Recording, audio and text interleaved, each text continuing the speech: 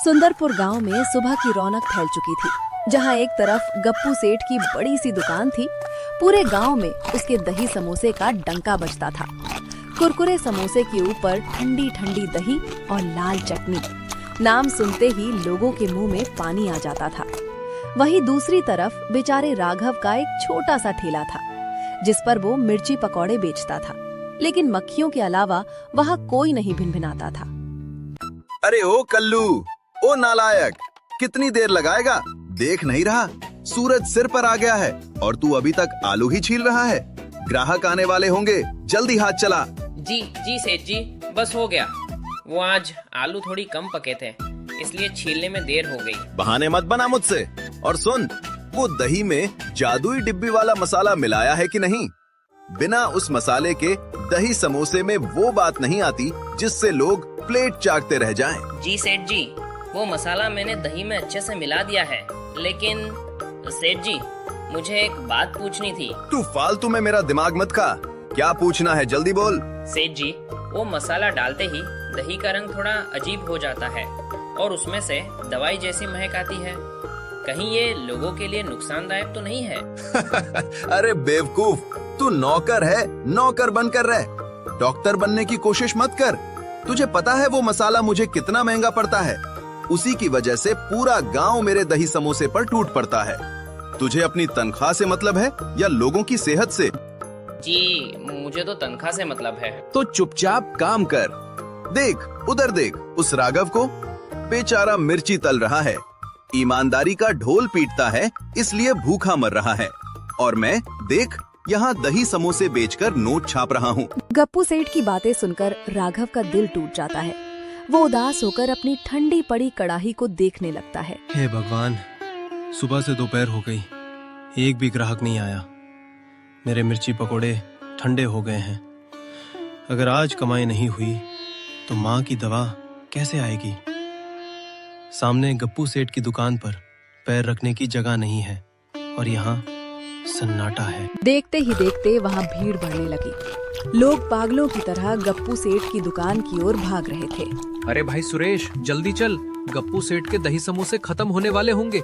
कल मैंने खाए थे भाई, क्या स्वाद था। दही की खटास और समोसे का मसाला, उफ, रात भर मुंह में पानी आता रहा। हाँ यार, पता नहीं वो दही और चटनी में क्या मिलाता है। एक बार खा लो तो बस मन करता है खाते ही जाओ। चलो चलो, 2-2 प्लेट खाएंगे। राघव ने ग्राहकों को अपने ठेले के पास से गुजरते हुए देखा तो उससे रहा नहीं गया।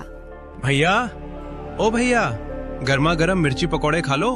एकदम ताजी हरी मिर्च और बेसन के पकोड़े हैं, बहुत सस्ते दे रहा हूँ। तीखा और चटपटा खाने का मन नहीं है? अरे रहने दे भाई, तेरे मिर्ची पकोड़े में वो मजा कहाँ जो गप्पू सेठ के दही समोसे में है। हमें तो बस वही खाना है। ग्राहकों की बेरुखी देखकर राघव का चेहरा उतर गया। उधर गप्पू सेठ अपनी गद्दी पर बैठा ये सब देख रहा था और जोर जोर से हंसने लगा। देखा गल्लू, इसे कहते हैं जलवा। लोग जहर खाने को तैयार हैं अगर वो स्वादिष्ट हो तो। और वो बेचारा मिर्ची खिला रहा है, फिर भी कोई नहीं पूछ रहा। शाम हुई और राघव हमेशा की तरह खाली हाथ और निराश होकर घर लौटा।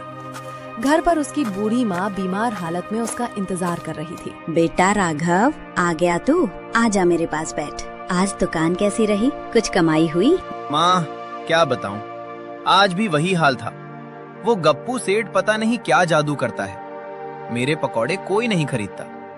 माँ, मुझे लगता है मुझे ये काम छोड़ देना चाहिए। हम बर्बाद हो रहे हैं। हिम्मत मत हार मेरे बच्चे।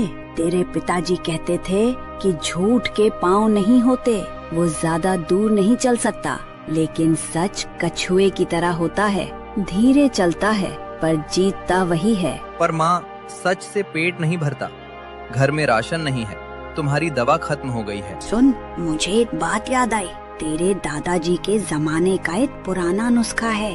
वो बेसन के घोल में हींग, अजवाइन और एक खास मसाले की पुड़िया मिलाते थे।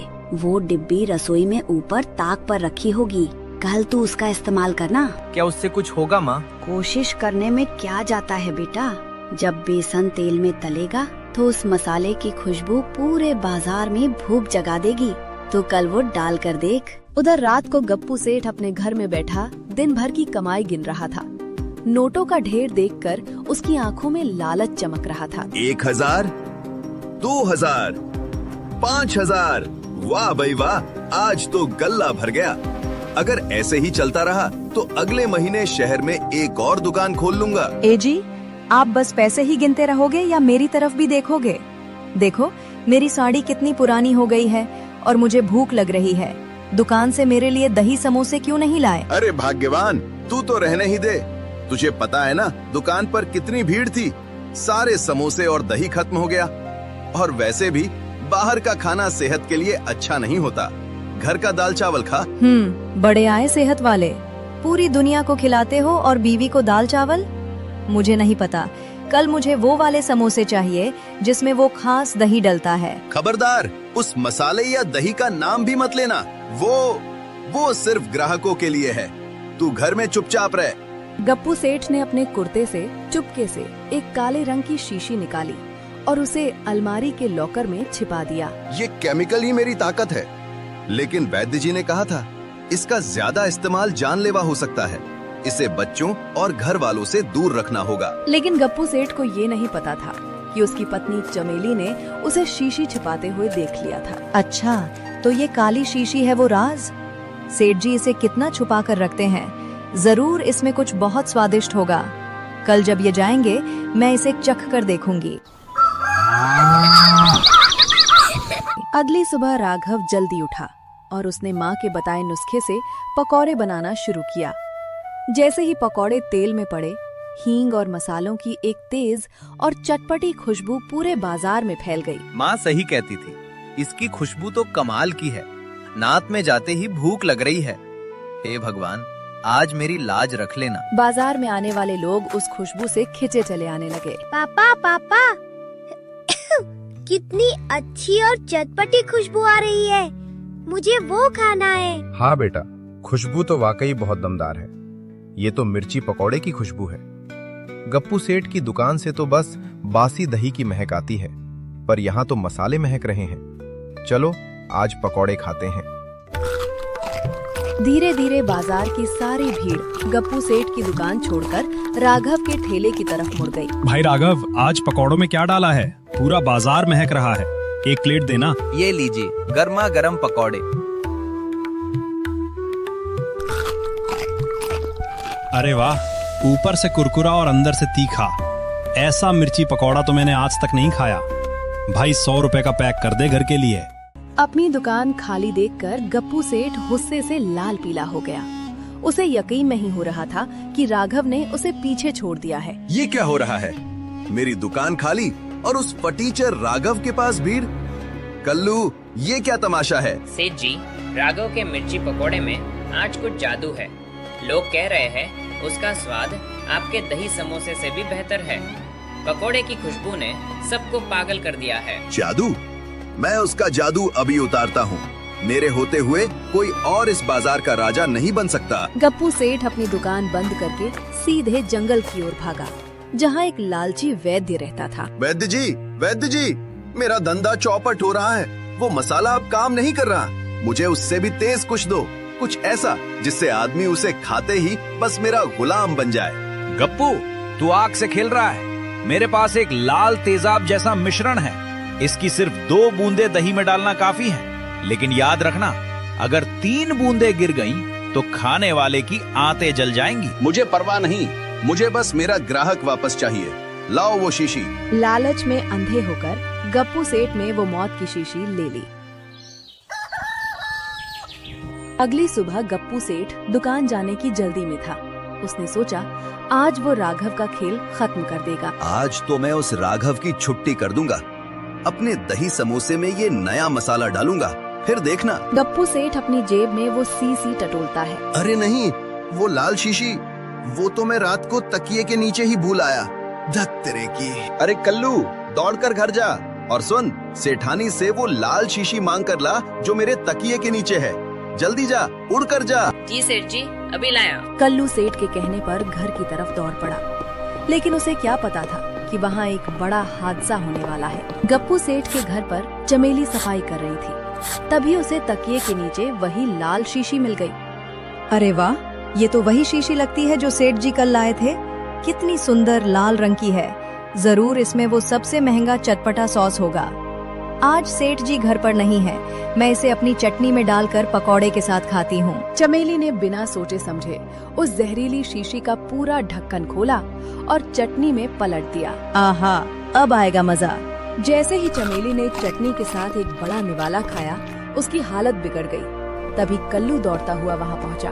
मालकिन, मालकिन, सेठ जी ने वो लाल शीशी मंगवाई है। बचाओ, मेरे पेट में आग लग गई। मालकिन, क्या हुआ? कल्लू, वो लाल शीशी मैंने चटनी में डाल दी। सोचा सॉस है, ये तो आग है, मुझे बचा ले। हे भगवान, सेठ जी ने तो जहर मंगवाया था, मालकिन ने जहर खा लिया। कल्लू बदहवास होकर वापस बाजार की तरफ भागा और गप्पू सेठ के पास पहुंचा। सेठ जी, अनर्थ हो गया, गजब हो गया। क्या हुआ? शीशी लाया या नहीं? शीशी मालकिन ने पी ली। उन्होंने सोचा वो खाने वाला मसाला है। वो घर पे तड़प रही है, मर रही है सेठ जी। ये सुनते ही गप्पू सेठ के पैरों तले जमीन खिसक गई। वो सब कुछ छोड़कर नंगे पैर घर की तरफ भागा। अस्पताल में डॉक्टर चमेली का इलाज कर रहे थे। पुलिस भी वहाँ पहुँच चुकी थी। गप्पू, तुम्हारी पत्नी की हालत बहुत खराब है। अगर तुमने सच नहीं बताया कि वो जहर कौन सा था, तो वो नहीं बचेंगी। डॉक्टर साहब, मुझे माफ कर दो। वो एक अवैध केमिकल था। मैंने उसे दही समोसे में मिलाने के लिए मंगवाया था। मैं लालची हूँ, मैं पापी हूँ। मेरी पत्नी को बचा लो। तो ये है तुम्हारी सफलता का राज। तुम गांव वालों को समोसे के नाम पर धीमे धीमे जहर खिला रहे थे और आज उसी जहर ने तुम्हारे घर को डस लिया। साहब, मुझे जेल में डाल दो, फांसी दे दो, बस मेरी चमेली को बचा लो। डॉक्टर ने गप्पू के बताने पर एंटीडोट दिया। चमेली की जान तो बच गई, लेकिन गप्पू को उसके लालच की सजा मिलने का वक्त आ गया था। चलो गप्पू सेठ, अब तुम्हें सरकारी मेहमान बनना पड़ेगा। मिलावट और जानलेवा केमिकल रखने के जुर्म में तुम्हें लंबी सजा होगी। कुछ दिनों बाद बाजार का नजारा बदल चुका था। गप्पू सेठ को दुकान पर पुलिस का ताला लटक रहा था और राघव की दुकान पर ग्राहकों की भीड़ थी। लीजिए काका, लीजिए बहन जी, थोड़ा धैर्य रखिए, सबको मिलेगा। भैया, अब मुझे समझ आया कि रातों रात अमीर बनने का सपना इंसान को अंधा कर देता है। गप्पू सेठ के पास सब कुछ था, फिर भी लालच ने उन्हें जेल पहुंचा दिया। हाँ कल्लू, मेरी माँ कहती है, ईमानदारी की सूखी रोटी भी बेईमानी की दावत से ज्यादा मीठी होती है। याद रखिएगा दोस्तों, लालच वो दीमक है जो इंसान की खुशियों को अंदर से खोखला कर देती है। बेईमानी के महलों में नींद नहीं आती, असली